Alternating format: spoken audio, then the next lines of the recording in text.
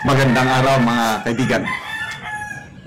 Pag-usapan natin ngayon, bigyan ng reaksyon ang mga pahayag ni VP Inday Sara tungkol sa di umano yung issue kay First Lady Liza Renate Marcos na nasangkot siya sa pagkamatay ni Paulo Tantoco. So, ito, lately lang, kagabi yata ito, nagsalita. So, pakinggan natin ang pahayag ng Vice Presidente. Bigyan natin ng reaction mamaya. Ito.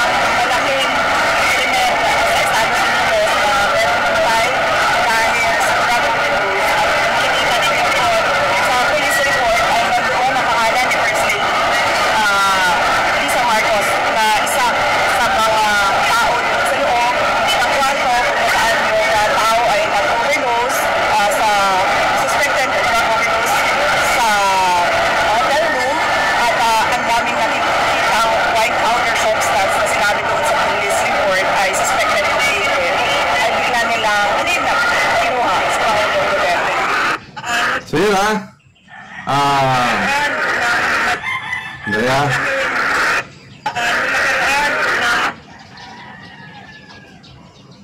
paano ito? Right. Sinasabi niya,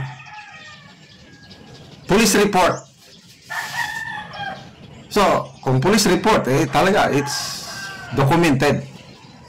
Pagkamatay ng kababayan nating Pilipino, si Mr. Late Paulo Tantoco, hinihinalang drug overdose at kasama si First Lady Liza doon. Then, kinonek niya, bigla na lang kinidnap, inaresto si PRRD. So, yun po ang pahayag ng Vice Pangulo. Magbasa tayo ng mga comments, ano? Amy Rad, hindi sasabihin ni BP ang mga ganitong naganap kung wala siyang personal knowledge. Meaning, totoo pala yun. Grabe. Kasi police report talagang nangyari. It's a document in, I think, Los Angeles. Nangyari talaga. Dahil police report, yun ang basihan ni BP Sara. January Mikal, sabi na, yung news sa LA about kay Liza, di ma-share kaya di lumabas sa Pinas kahit messenger ayaw. Rowelen Arreglo, totoo pala yun, hindi yun magsasalita kung wala siyang pinanghahawakan na ebidensya. Ibig sabihin, totoo nga wala lang tayong nakikita na balita ng media. Gracia na, naniniwala na ako kasi ang BP na matapang ang nagsalita. Bravo, love it. So may nabasa akong kuha ni Optic Politics, final offensive, BP Sara. Ito na. Yung timing. So that's part of politics. Magsasalita ka at bahalang tambayan kung maniwala ka o hindi sa sinabi ng so ito, ang mga nababasa kong comments, naniniwala. Zam Morales, totoo pala yun, si BP na ang nagsasalita Oh my God, so it's true, kaya pala panay tago, di masyado nagpapakita si Liza during events para di ma-interview sa pagkakasangkot niya sa pagkamatay ni Tantoco. Bibian de la Peña, ito yung exciting BP Sara, hindi pwede gagawa ng kwento na wala siyang pinanghawakan na ebidensya. Ano kaya? Baka biglang kasuhan nila si BP Sara sa pahayag niyang ito. Anong ikakaso? Fake news? Police report Ayan na, Cleopatra. Fake news na naman yan, sabi ni Auntie Claire. Disyembre 6, sabi niya, nagsabi na yan dati pa na may ibubunyag siya about sa Marcos.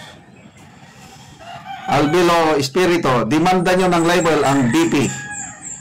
PBB, baka fake news para magkaalaman talaga. O nga, demanda. Lay Mariano, finally, nalabas na balita na ito. Nyig, Simog, Silarum. Pero di man lang nabalita yan sa mga media dito sa Manila. Okay. Resti Hawayon, sino dito ang excited kung ano naman ang restback ni Claire Castro? Yan, sigurado, mayroong restback. Nakikita ko na ang posibleng restback. Fake news yan, hindi yan totoo. Walang basihan, huwag kayong maniwala.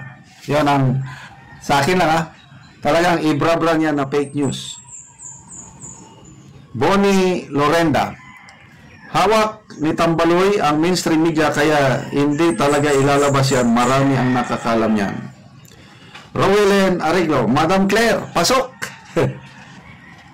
Dorian Galieto, this is so true. Mr. Cheese has the papers as proof. Yan, si Dean Chase, yung Cebuano, Bisaya, na very active sa pag-vlog tungkol sa issue nito. Kailan kawawa siya ngayon. Nagtatago na siya ngayon dahil feeling niya hindi na safe ang kanyang kalagayan. James Crawford, hindi binalita sa kabilang bias media ang daming reporter na katutok.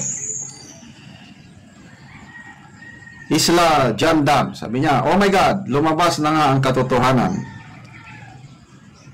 Marge D, kaya pala lahat ng picture ay talagang halata, edit. Nes Amonsan LNC, oh my God, lumabas na ang tao na may vlog ni Dean Cheese dito, totoo pala. Adictos Benedictos ang gobyerno natin. So, ayun, so abangan natin ang restback ni Atty. Claire Castro. Baka kakasuhan nila si BP Sara sa kanyang pahayag na ito. Kaya salamat mga kaibigan sa inyong pagsubaybay sa ating channel.